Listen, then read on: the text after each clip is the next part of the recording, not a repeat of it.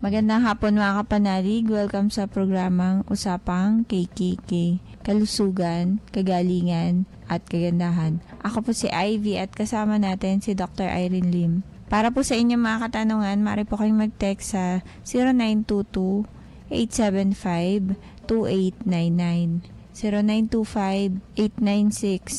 0925-896-1689 at 0917-810-6169. Para po sa may mga YouTube at Facebook, pwede niyo pong hanapin si Doc. Type niyo lang po ang Dr. Irene Lim. Gandang hapon, Doc. Magandang hapon pong muli sa inyong lahat at welcome po sa ating talakayan sa Usapang KKK. Ang inyo pong lingkod, si Dr. Irene Lim, ang magbibigay na naman po sa inyo ng panibagong kaalaman. And always remember that knowledge is power. Ligtas ang may kaalaman. And when you lose your health, you will lose everything. Paki-like, paki-share na rin po, and please subscribe. I-type nyo lamang po ang Dr. Irene Lim both sa YouTube and sa Facebook. Yung mga na-miss out nyo pong episode, pwede nyong hanapin dyan. And for our announcement, ang atin pong anti-aging soap for your facial skin para ho sa healthier and clearer skin. Pag ito ho kasi ang ginamit nyo, you will look younger kasi ho mai-stretch at malilift yung mga wrinkles po ninyo, no? So, actually ho, pwede nyo itong gamitin sa buong katawan, pati na ho sa inyong mga braso, kamay, kasi ho, siya, nababanat po. So, your skin will look younger. Yung mga elderly ho naming pasyente na gumamit nito, pati ho yung mga kamay nila, nawala ho yung kulubot, no? So, kaya ho, lalo na ho sa face. Subukan nyo po, anti-aging soap for your face, no? Facial skin. And for our announcement, extended pa rin po ang ating promo para po sa inyong mga request at call. So, humihingi ho ng extension. So, free pa rin ho ang check-up, urine and sugar testing, yung colon cleansing for your referral, and yung promo package po ng detox, blood cleansing with or without thyroid, with or without vector scan. But of course, choose the one with vector scan dahilan sa napakarami hong benefit na mamimiss out ninyo pag di ninyo kinuha ang vector scan. It is because it catches the body before the onset of diseases. Nakakadetect ho ito ng lahat ng germs, bacteria, virus, fungus, protozoans like amoeba, and scientific name ho, hindi yung sasabihin niya lang na bacteria. So specific what kind of parasite. And also, yung mga allergens nyo po, malalaman nyo, hindi na ho kailangan kayong mag-skin test. Automatic ho yun, lalabas. Pati na ho yung mga chemical, heavy metal accumulation ninyo since birth. Hindi ho yung at present lang. Also, radiation, ho. At lalo na ho may mga lahi ng cancer. Ahead of time, makikita nyo ho if you are a candidate for cancer. And yung mga barado ho ang circulation, high risk for stroke, heart attack, may lahi ng hypertension, diabetes. Ahead of time, makikita na ho natin kung barado po ang circulation, lalo na ho sa brain and sa heart. And diabetes, kung lahi ho ng may diabetes, mauuna ho si vector scan na magbigay sa inyo ng warning na kayo ho ay diabetic. Kahit ho sa lab test, normal pang sugar ninyo. Meaning ho, papunta kayo doon. And yung atin pong high dose vitamin C, which is yan ho ang blood cleansing natin na nakapromo, yan ho ay nagkakaroon ng extra benefit like antimicrobial effect and anti-cancer effect. Yan ho nakakapatay ng lahat ng mikrobyo, bacteria, virus, fungus, and parasite. Sa anti-cancer po, nakakaliit ho ito ng mga tumors. It is because binablast niya ho yung cancer cell pagka ho kinain niya yung injectable vitamin C na in-infuse natin. It is because akala ho nung tumor cell, it is sugar. Very, very similar ho kasi ang chemical structure ng sugar and vitamin C. So, ginagamit na rin ho ito sa US in hospitals mismo, and also pati ho yung mga chemotherapy and radiation therapy. So, nakaka-alleviate ho ito ng symptoms ng nausea and vomiting, yung panghihina, pati na ho yung pagkalagas ng buhok. So, and it will not contradict the action of chemo and radiation. But yung good cells po na tinatamaan ng chemo and radiation, yun naman ho ang pinalalakas ng ating or nire-rehabilitate ng ating high dose vitamin C, no? Kaya humabol na po kayo sa extension, so hindi ho kasi natin alam until when. Depende ho sa kondisyon kung hanggang kailan po marami pang nagte-text at tumatawag para sa ating promo, no? Ang atin pong tatalakayin sa hapong ito ay tungkol po sa hyperthyroidism, no? Ito ho ay isang kondisyon ng ating thyroid gland wherein excessive ho ang thyroid hormones natin, ang T3 and T4. And ang symptoms ho, kadalasan namamayat ho ang pasyente. Mabilis ho ang heart rate, may anxiety usually, and sweating. Isa ho sa pinaka-common cause ng hyperthyroidism is Graves' disease, which is an autoimmune disorder. Pwede rin hong toxic nodular goiter, wherein yung nodules so nagpo-produce ng excess thyroid hormone. And pwede ring thyroiditis, inflammation ng thyroid gland. Pwede rin hong other potential causes tulad ho ng excessive iodine intake, certain medications, but rarely naman ho tumors. Sino ho ang high risk for hyperthyroidism? Sa gender ho, siyempre women. Women are more likely to develop hyperthyroidism than men. So mas marami ho sa kababaihan. Pero pag cancerous naman po, mas cancerous ho sa lalaki. Although very few sa guys ang nagkakaroon ng goiter, no? Marami ho sa babae. Pero marami naman ho sa kababaihan ang benign. Sa lalaki ho, bihira, pero pag nagkaroon naman ho, mas cancerous. Now, sa edad ho, it often occurs between the age of 20 and 40s. So, dyan ho mas maraming may thyroid problem. Sa family history po, ayan, yung may mga history ho ng Graves' disease, which is an autoimmune disease, increases the risk na maging hyperthyroid. Personal history, yung mga history ho ng, yun na po yun, yung sa Graves' disease. Sa pregnant po, yung postpartum period, yung kapapanganak lamang po ng mommy, yan po sometimes nakaka-trigger ng thyroid issues, yung kapapanganak. Alam niyo ang babae maraming hormonal imbalance after pregnancy, no? So meron din hong postpartum psychosis, para kung nagkaka-schizophrenia, pag may postpartum depression, no? Ayun ho, nadidepress. So marami ho, because malaki ho ang changes sa hormonal imbalance ng babae after pregnancy. And para ho makabalik kasi yung babae sa normal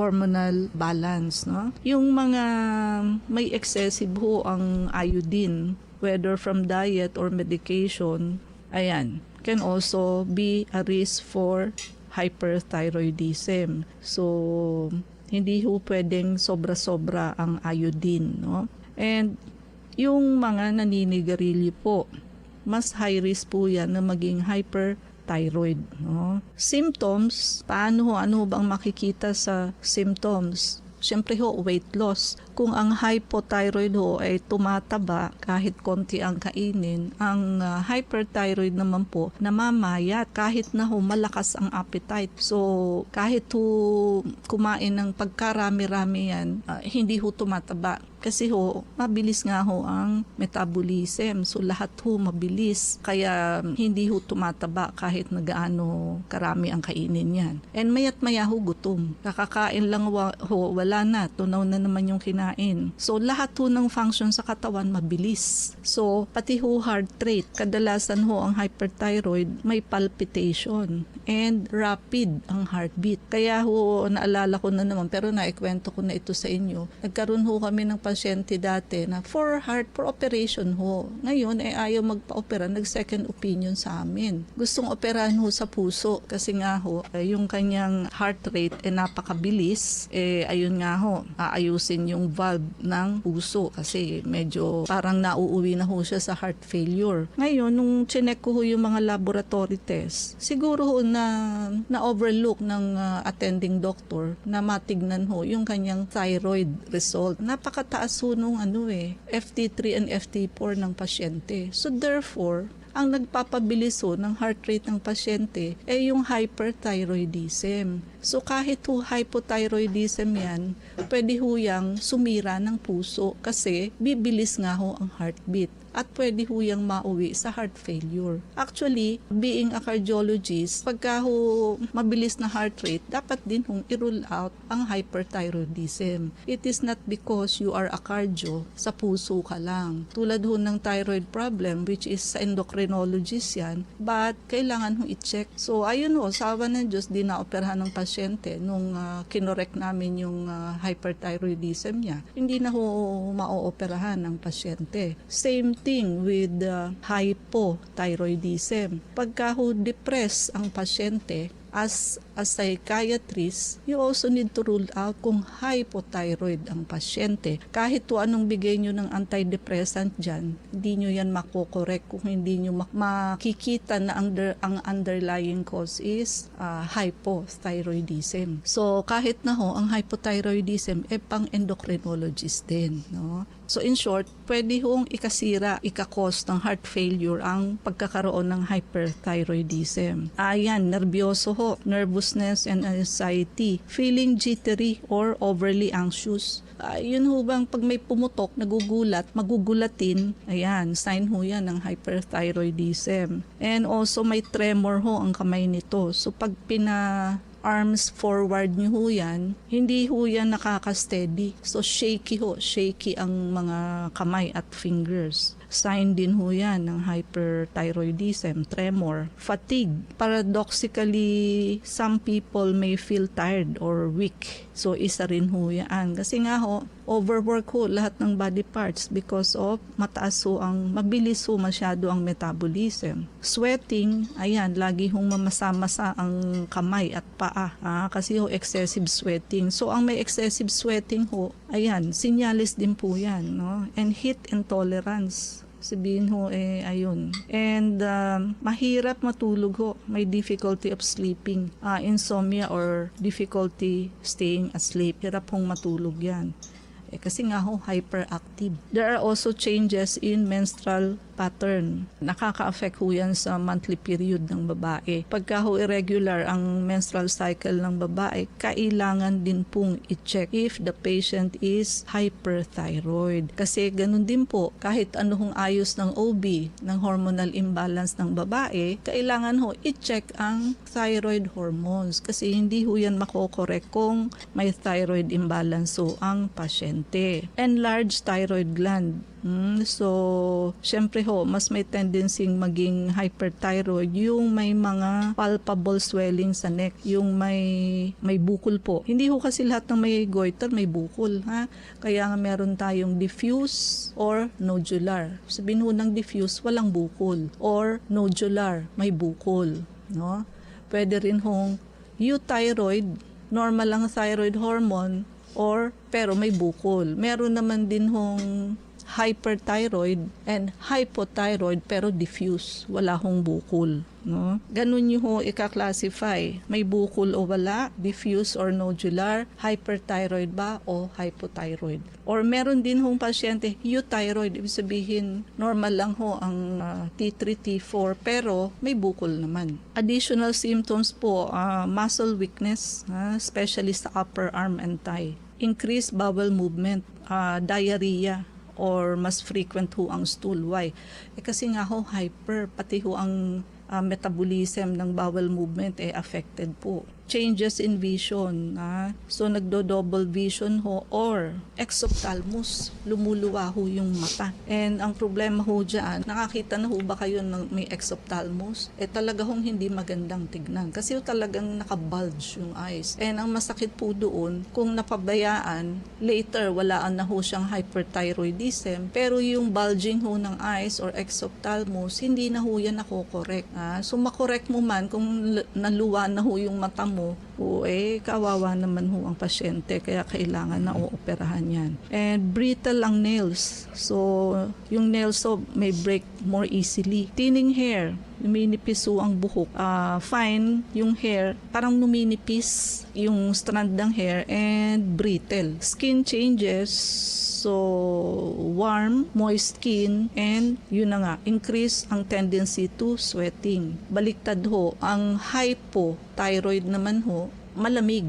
Pag hinawakan mo ang skin, malamig, dry. Baliktad ho, ang hyperthyroid, warm, pero moist, lagi hong mamasa-masa, and increase ang tendency for sweating. Marami hong pasyente ang nata-thyroidectomy ho because of hyperthyroidism, which is minsan ho hindi naman talaga kailangan, no? At minsan ho merong nabibigyan ng RAI, radioactive iodine. Now, kung wala pa ho kayong baby, wag ho kayong magpapalagay ng radioactive iodine kasi po malelesen ho yung fertility ninyo. So, baka ho di na magkaanak, o kung 10 ang anak sa lahi, baka ho 5 na lang. Kung 5, baka 3 na lang. Kung 3 ho, baka 1 lang. Or kung 1 ho, baka hindi kayo magkaanak. Huwag hong magpapa-RAI pagka ho wala pang baby. Ayun na nga ho. Yung thyroidectomy naman, pag nagpatanggal kayo ng thyroid, baka ho kasi hindi alam ng pasyente na ooperahan dahil hindi naman ho yan nababanggit. Malalaman mo yan pag tapos na ikaw pala ay magme-maintain ng thyroid hormones lifetime. Bakit kasi tinanggal?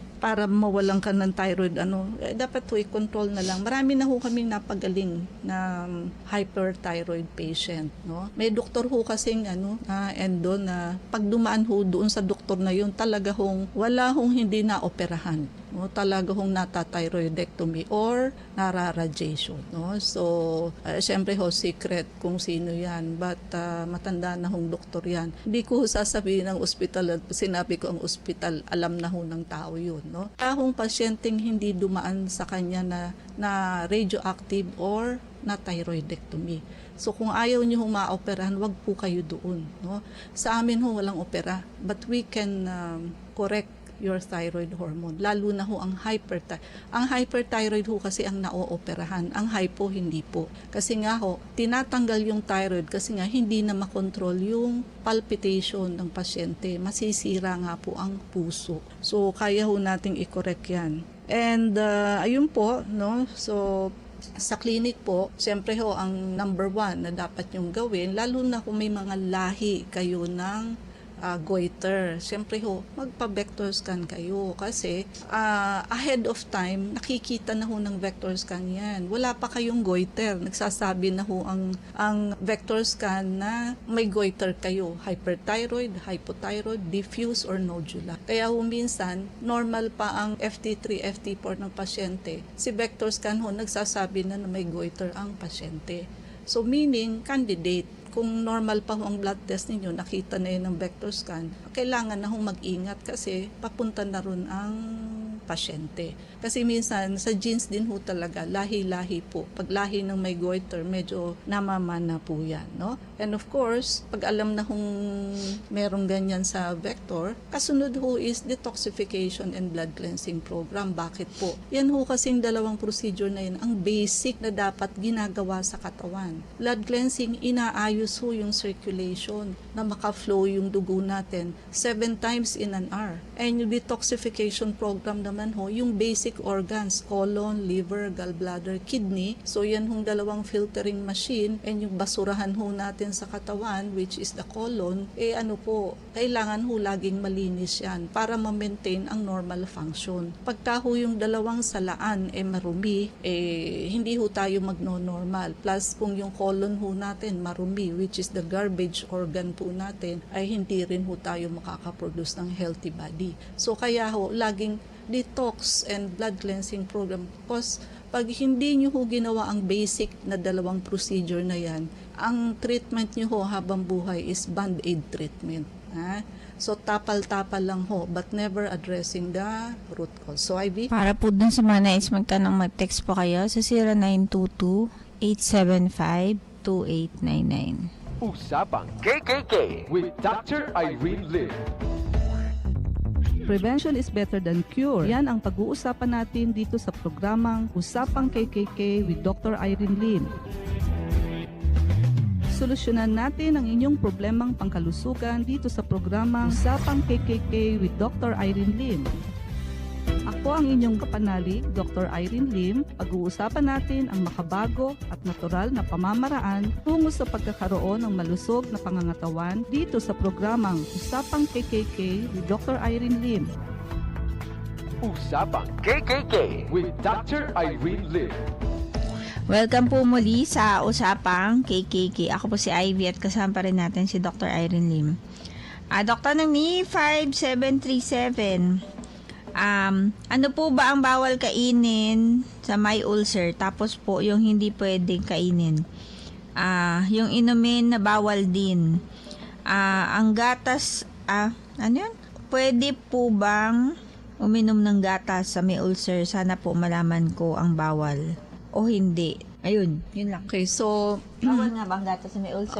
bawal po kasi may lactic acid din po yan. Acidic din siya, no? Oo, kaya kung Lalo nagkape na pag kayo, gutom. may gatas, di pareho hong bad kasi yung lactic acid ng gatas tapos yung caffeine ng coffee. Pareho ho yung makaka-increase ng acid Acidity sa sikmura. And ayun, syempre ho, huwag kayo magpalipas ng gutom, no? Kasi isa ho yun. Kasi nga bago ho yung oras ng pagkain, diba sabi nga natin, yung tiyan ho nagsisikret na ho yan ng hydrochloric acid. Alam niyo ho sa laboratory kung gaano katapang ang hydrochloric acid, HCl po yan. Nakakatunaw ho yan ng mga substance.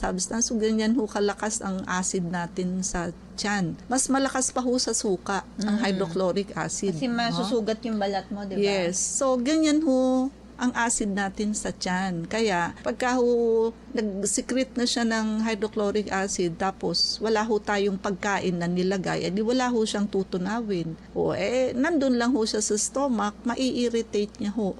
Magagasgas niya yung lining ng stomach and first part ng small intestine. So, dyan ho ang pinaka-common site ng ulcer. Stomach or kaya ho, kailangan may laman ang tiyan pagka oras ng pagkain. Kaya yung sinasabi matatanda, kahit kaunti kumain ka, ang pa nga nila dyan mapagsasarahan ka ng kaldero pagka hindi ka daw kumain, diba? takip ng kaldero. So, but in reality ho, hindi lang nila ma-explain. Yun po yun, no? Gagasgas po yung acid. And later, yung gasgasong yun, pag paulit-ulit, masusugat na po. Mauuwi na ho sa ulcer na po, no? So, yan hong dalawang yan ang pinaka-basic. So, lahat ho ng caffeinated drinks, pagpapalipas ng gutom, no? Siyempre, yung mga acidic kong pagkain. Yung mga naman ho, citrus, hindi ho Kasi pasok ho niyan sa sikmura natin, tulad ng kalamansi, alkaline na po siya. No? So, pag pumasok na, kahit ho itong mga oranges, alkaline na ho yan pag sumayad sa ating katawan, no? So, wala tayong oras. Mangyari po lamang na kayo magpalista kung kayo ay magpapacheck up. Unit 1101, Clinica Medica 101, Centuria Medical Makati, Salamanca Street, Corner, Kalayaan Avenue, Makati City. So, ang landmark ho natin is along Makati Avenue, yung corner General Luna Street. And everyday ho bukas ang clinic, pati na rin Saturday and Sunday, and even holidays. Kailangan lamang ho magpalista kayo ahead. And IB ang mga numero. Pwede po kayong tumawag sa 0922-875-2899. Pwede rin po kayong mag-text sa 0925-896-1689 at 0917-810-6169. Prevention is better than cure and health is the best investment. Regaluhan niyo po ang inyong sarili ng pagpapacheck up para ma-auscultate namin ng likod ninyo. Maagapan ho kung kayo ay may walking pneumonia. Sabayan nyo na ho ng pagpapavector scan, detoxification and blood cleansing program kasi yan hong dalawang procedure na yan ang mag-a-address sa root cause ng halos lahat ng sakit. And bukod po doon, yan hong dalawang procedure na yan ang basic na dapat ho ginagawa natin sa katawan to bring back our body into its normal and healthy state. Pag hindi ho ginawa ang dalawang basic na yan, ay magkakasakit ho ang pasyente.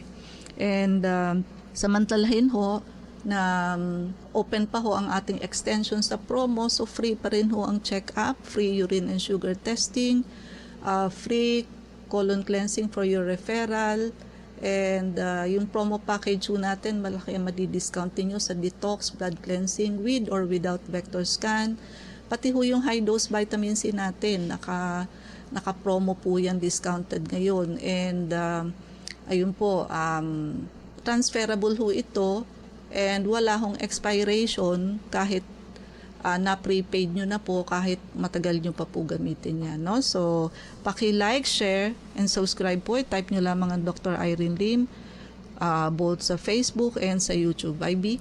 Maraming salamat mga kapanalig sa pakikinig sa amin sa hapong ito. Abangan niyo po muli kami bukas, alas 4 hanggang alas 4:30 ng hapon sa programang Usapang KKK. Kasama natin si Dr. Irene Lim, ako po si Ivy at sumayin niyo ang katotohanan.